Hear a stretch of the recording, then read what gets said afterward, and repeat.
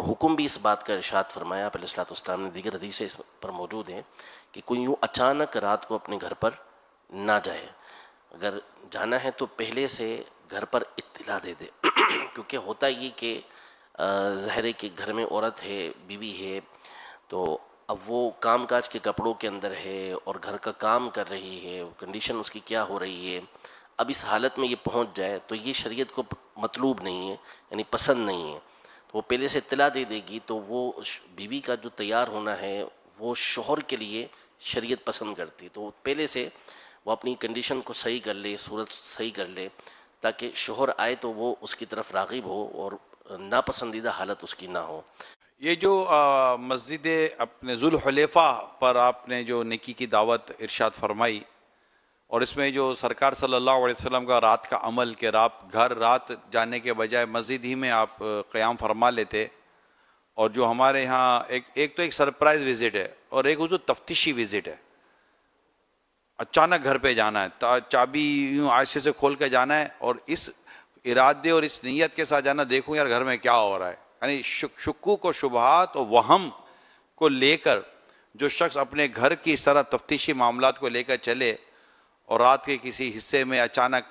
جا کر اس طرح گھر میں وہ داخل ہو کہ میں چیک کرنا چاہتا ہوں کہ میرے پیچھے کیا گھر میں ہو رہا ہوتا ہے، آپ کو نہیں لگتا کہ ایسا شخص اپنے پاؤں پہ خود کلاڑا چلا رہا ہے؟ یہ اصل واقعہ تو خیر اس سفر کا ہے، پیارے آقا صلی اللہ علیہ وسلم کا، کہ سفر میں اس طرح آپ اچانک رات کو گھر پہ تشریف نہیں لے جاتے تھے۔ باقی اب گھر میں ویسے ہی تفتیش کے لیے چھاپا مارنا، اب ان کی صورتیں بنیں گی کہ واقعی یعنی کہ صحیح اطلاع ہے کوئی کہ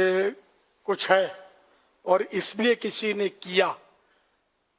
وہ اس کی ایک الگ صورت ہوگی، اور وہم اور وسوسے کی بنا پر کیا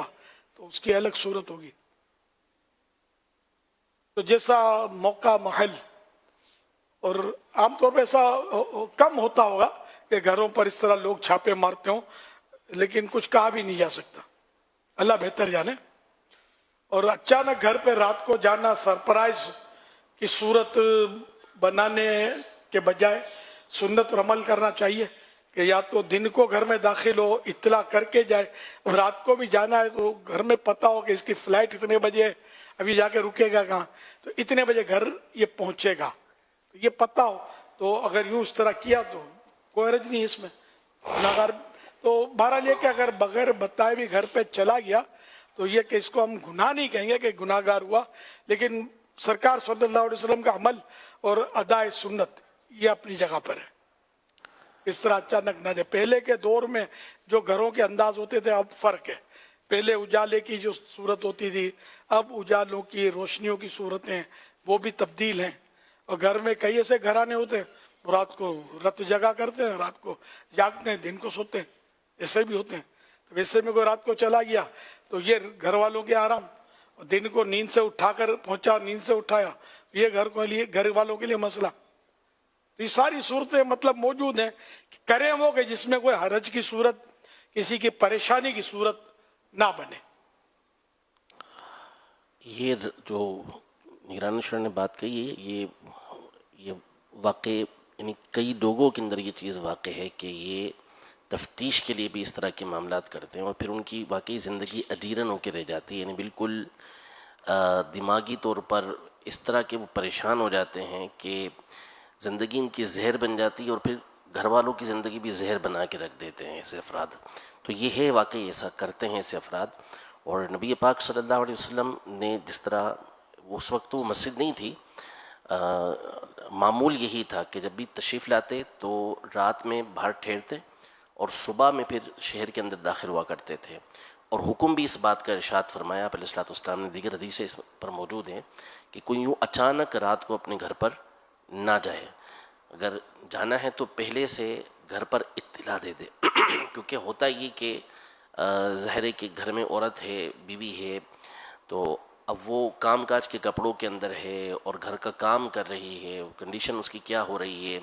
اب اس حالت میں یہ پہنچ جائے تو یہ شریعت کو مطلوب نہیں ہے، یعنی پسند نہیں ہے، تو وہ پہلے سے اطلاع دے دے گی تو وہ بیوی کا جو تیار ہونا ہے وہ شوہر کے لیے شریعت پسند کرتی. تو پہلے سے وہ اپنی کنڈیشن کو صحیح کر لے, صورت صحیح کر لے, تاکہ شوہر آئے تو وہ اس کی طرف راغب ہو اور ناپسندیدہ حالت اس کی نہ ہو.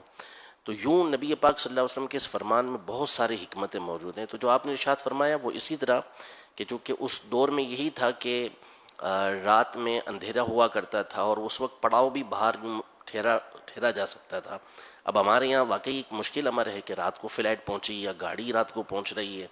تو وہ شہر کے باہر ہوٹل لے کے رہنا یا اس طرح رہنا اس کے لیے مشکل ہو جائے گا. تو وہ بتا کر پہلے سے اطلاع دے کر پھر گھر پہنچے, تو اس میں بہت سارے اس کو فوائد حاصل ہوں گے. موقع کی مناسبت سے ہی ہو سکتا ہے. جیسے میں نے عرض کیا نا, بے شک سرکار صلی اللہ علیہ وسلم نے جو عمل کیا ہمارے لیے لائق تقلید ہے, لیکن وہ حالات اب ایسے جیسے اب گھر اس طرح کے ہوتے ہیں بعض کہ وہ چابی سے کھولنا بھی ضروری نہیں ہے. میں خود چابی سے کھول کے نہیں جاتا, ایک بات ہے, وہ گھر پہ دستک دینی ہے, گھر والوں نے دروازہ کھولنا ہے, یہ بھی ہوتا ہے. تو اس لیے میں نے کہا بہت ساری صورتیں ہیں. یہ سرکار صلی اللہ علیہ وسلم نے جو عمل کیا, اگر اس پر ممکن ہے عمل کرنا تب تو سونے پہ سہاگا. اور اچانک اس طرح ہرگز نہ جائے کہ جس سے گھر والوں کو تشویش ہو, پریشانی ہو, ڈر جائیں, ٹینشن میں آ جائیں. اس سے بھی بچنا ہے. وہم وسوسے پالنے نہیں ہیں کہ دیکھیں یہ لوگ کیا کرتے ہیں. یہ تو ظاہر کہ بعض صورتوں میں تو بالکل گناہگار ہی ہوگا اس میں.